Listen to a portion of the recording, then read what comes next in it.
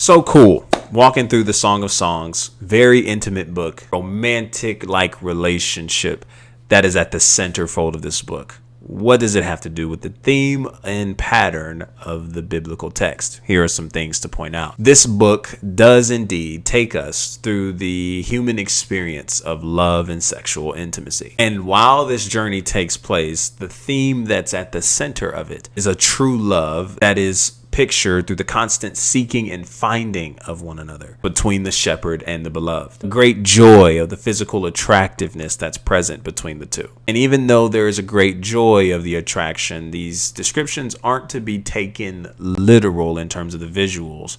For if so, we might kind of get a really weird picture in the end. And it's a love that's stronger than death, as we read and touched on in chapter 8 of our coverage in this book. And there's a great picture of the human longing to be loved and to love, to be fully known and loved by one another. Along with understanding that love is both dangerous and beautiful. When love is abused, it results in great destruction, but when appropriated and in the right context, is something that is beautiful to behold. And that love is one of the most transcendent and mysterious experiences that the human life offers, for it's a gift from God. And here are 4 points to leave with you in regards to how this aligns with the scriptures specifically. This definitely reveals a picture of God's love for Israel and Christ's love for the church, especially on the latter, shown to us through Ephesians 4,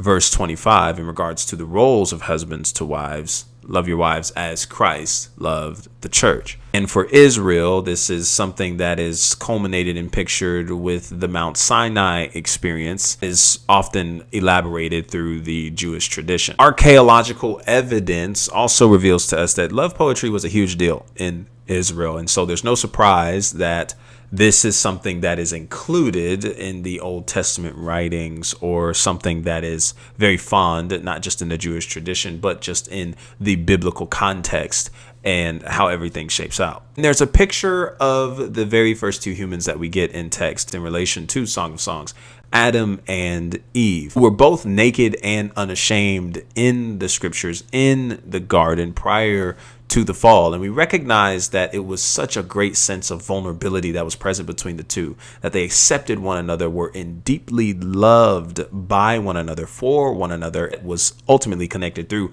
God, who is the ultimate creator, and God, who is love. And it was such a love that wasn't tainted by sin or selfishness. And although this is something that seems so far-fetched from our reality, this does breathe hope for greater love, pointing us to Christ, who is the greatest love. Even though our earthly experiences with love haven't maybe been all that great, it does permeate and point us to a love that is perfect, which is the love of Christ. And when we pursue Christ, we actually are able to experience this true love. Of course, a potential longing to find someone who we could actually indulge and share this love with, in which this very book of poetry, love poetry, breathes life and hope into us as well.